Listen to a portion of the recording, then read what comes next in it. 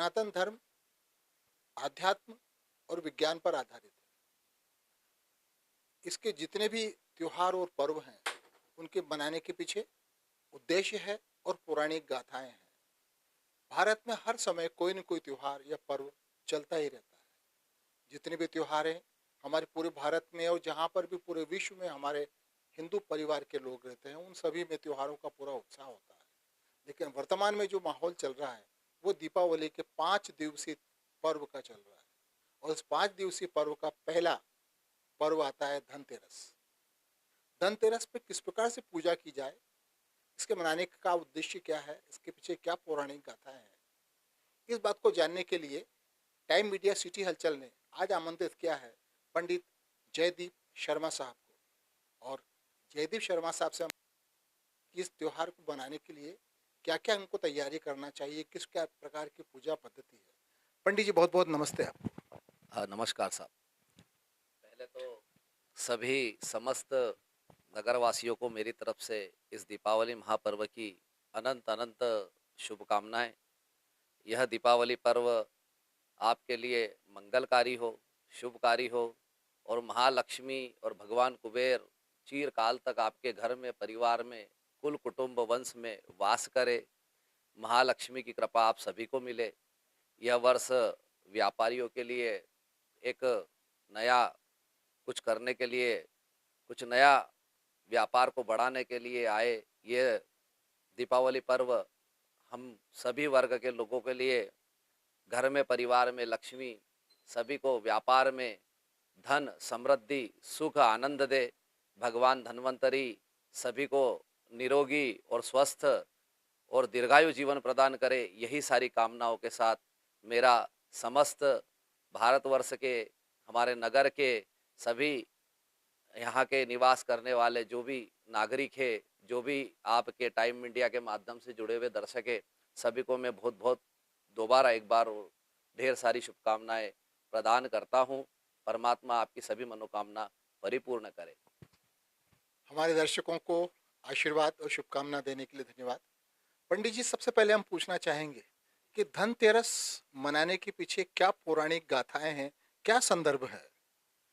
Sir, मैं आपको पहली चीज़ बता दूं कि धनतेरस जो दीपावली का 5 दिवसीय त्यौहार होता है, उसमें प्रथम दिन धनतेरस से हमारा आरंभ होता है। और ऐसा कहा गया है कि नवरात्रि के 9 दिन, दीपावली की 5 दिन, होली के 5 दिन, ये अपने आप में बड़े मंगलकारी होते हैं, सर्वार्थ सिद्धियों को प्रदान करने वाले होते हैं। तो दीपावली पर्व का जो प्रथम दिन होता है, जिसे हम धनतेरस कहते हैं, ऐसी पौराणिक कथाएं है, हमारे पुराणों में लिखी गई है कि जब समुद्र का मंथन हुआ था तो समुद्र मंथन से 16 रत्न हमें प्राप्त हुए थे। और उसी में एक भगवान धन्वंतरी जो एक अमृत का कलश लेकर के प्रकट हुए थे, और उस अमृत के कलश का जो अमृत है वह पीकर के देवता अमर हो गए थे। इसलिए भगवान धन्वंतरी को यहाँ पर आयुर्वेद का देवता भी कहा गया है। और उन्हीं की उत्पत्ति आज ही के दिन, धनतेरस के दिन, उस समुद्र मंथन से हुई थी। महालक्ष्मी की उत्पत्ति उस समुद्र मंथन से हुई थी। तो ये जो धनतेरस का दिन है, ये भगवान धन्वंतरी से जुड़ा हुआ है और समुद्र मंथन से जुड़ा हुआ है, जहाँ से 16 रत्न हमारी प्रकृति को, देवताओं को और हमें प्राप्त हुए थे। भगवान धन्वंतरी के जन्म के समय के साथ साथ धन धान्य से भी कोई संबंध है धनतेरस का क्या। बिल्कुल है साहब। देखिए, धन्वंतरी जो है वो आयुर्वेद के औषधियों के देवता बताए गए हैं। आज के दिन उनकी पूजा करने से मनुष्य को सदैव भगवान धन्वंतरी के द्वारा स्वस्थ का, दीर्घायुता का, इस निरोगी काया का आशीर्वाद प्राप्त होता है। आज के दिन जो व्यापारी है वो अपने नए व्यापार का आरंभ, नए व्यापार की प्रगति के लिए भगवान गणेश, अंबिका, कुबेर और धन्वंतरी का पूजन करते हैं। धन्वंतरी समुद्र से, समुद्र मंथन से जुड़े देवता है। 16 रत्न अपने साथ लेकर के प्रकृति में आए थे। तो भगवान धन्वंतरी आयुर्वेद के देवता होने के साथ साथ कहीं न कहीं जो 16 रत्न उत्पन्न इस पृथ्वी से हुए थे, इस मंथन से हुए थे, उनसे कहीं न कहीं वो जुड़े हुए हैं। महालक्ष्मी से भी उनका जुड़ाव है, संबंध है। तो जितने भी इस प्रकृति में औषधियाँ हैं, वनस्पतियाँ हैं, धन, धान्य ये कहीं न कहीं है जो हमारे पास आज उपलब्ध है, जो हम जीवन में जिसका भोग कर रहे हैं, जिसका आनंद कर रहे हैं, ये सारा भगवान धन्वंतरि से संबंध रखते हैं।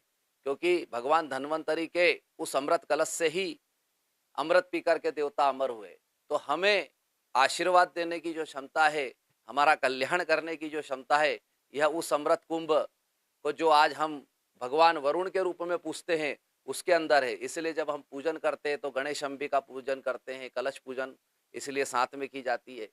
हमारे जीवन में जितने भी मंगल कर्म होते हैं, हमारे मनुष्य जीवन के 16 संस्कार है, जिसमें से जो 15 संस्कार होते हैं शुभ कार्य के, विवाह तक के जन्म से लेकर, उनमें कलश का पूजन होता है।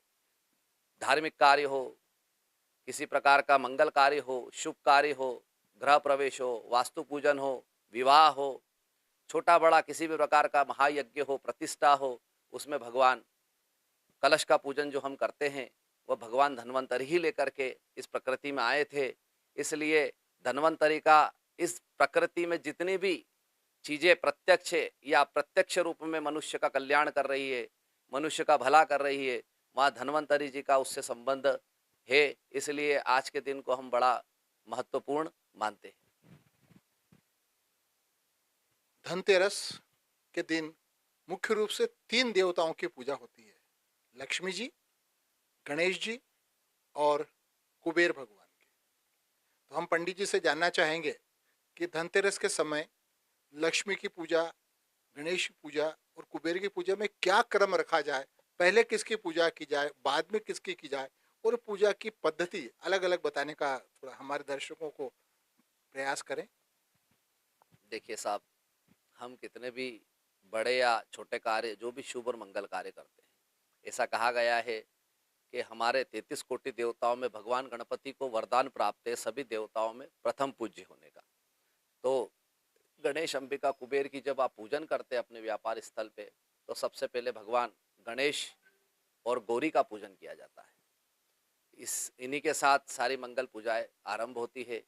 तो सभी अपने व्यापारिक स्थान पे, अपने घर में, जहाँ भी आप धनतेरस की पूजन करते हैं, तो वहाँ पर आप एक लाल वस्त्र बिछा करके एक चावल की ढेरी से स्वस्तिक बनाएं या चावल की ढेरियाँ रखें, उसके ऊपर आप पान रखें, उस पान के ऊपर कुमकुम से स्वस्तिक बना करके उस पर भगवान गणेश, गौरी, महालक्ष्मी, कुबेर अगर आपके पास उपलब्ध हो तो उनकी मूर्तियाँ स्थापित करें। आपके पास किसी भी धातु में उनकी मूर्ति हो, चांदी में, स्वर्ण में, इसके बाद अष्ट धातु में, पीतल में, उन मूर्तियों को रखें। अगर नहीं उपलब्ध है तो आप उनकी तस्वीर या फोटो भी ले सकते हैं। महालक्ष्मी की फोटो रखें। इसके साथ में भगवान धन्वंतरि की भी आप पूजन साथ में संयुक्त कर सकते हैं। तो सबसे पहले पूजन होती है भगवान गणपति और गौरी की पूजन होती है। पहले गणेश गौरी को ही मनाया जाता है, इसलिए पहले उनकी पूजन हम यहाँ पर करते हैं। पूजन के अंदर आप एक थाली में अबीर, गुलाल, हल्दी, मेहंदी, कुमकुम, अक्षत, पुष्प, फल, दूध, दही, घी, शहद, शक्कर, मिठाई, सभी प्रकार की चीज़ें रखें। इसके अलावा आप एक पान के पत्ते पर 5 सुपारी, 5 कमल गट्टे, 5 हल्दी की गांठें भगवान के लिए रखें। सबसे पहले आप यहाँ पर आप गणेश गौरी का पूजन करें। पूजन में आप सबसे पहले उनको स्नान करवाएं, पहले जल से स्नान करवाएं, फिर दूध से कराएं। इसके बाद हमारे वैदिक कर्म के अनुसार आप दूध के बाद दही, घी, शहद, शक्कर और पंचामृत से संयुक्त, सभी पदार्थों से संयुक्त उनका अभिषेक करें, गंध से स्नान करवाएं। इसके बाद में आप हल्दी से उनका स्नान करवाएं। इसके बाद में आप फल से, मिठाई से, जो भी आपके पास उपलब्ध हो, नैवेद्य से उनका स्नान करवाएं। और अगर आप हो सके तो गणेश जी का, आपको अगर याद हो तो यहाँ पर जो भी स्तोत्र याद हो, भगवान गणपति के 12 जो द्वादश स्तोत्र है, गणपति अथर्व शीर्ष है आदि, इनसे भगवान गणेश का अभिषेक करें। साथ में भगवती गौरी का अभिषेक करें। इसमें अगर आपको श्री सूक्त याद है तो आप उनसे उनका अभिषेक करें। यहाँ पर अगर आपको कनक धारा का स्तोत्र याद है तो उससे उनका अभिषेक करें। इस प्रकार से आप भगवान गणेश गौरी का पूजन अभिषेक करें। साथ में भगवान कुबेर की अगर मूर्ति आपके पास उपलब्ध है तो भगवान कुबेर भगवान शिव के सबसे बड़े भक्त माने गए हैं। और हमारे रुद्राष्टाध्याय में जो छठा अध्याय आता है, षष्ठम अध्याय, वो भगवान कुबेर का बताया गया है। तो यहाँ पर आप, अगर आपको जो भी भगवान शिव का स्तोत्र याद है, पौराणिक स्तोत्र याद है, तो आप उससे अभिषेक करें। और अगर किसी ब्राह्मण के द्वारा आप अभिषेक कर रहे हैं तो आप रुद्राष्टाध्याय के षष्ठम अध्याय से भगवान कुबेर का अभिषेक कर सकते हैं।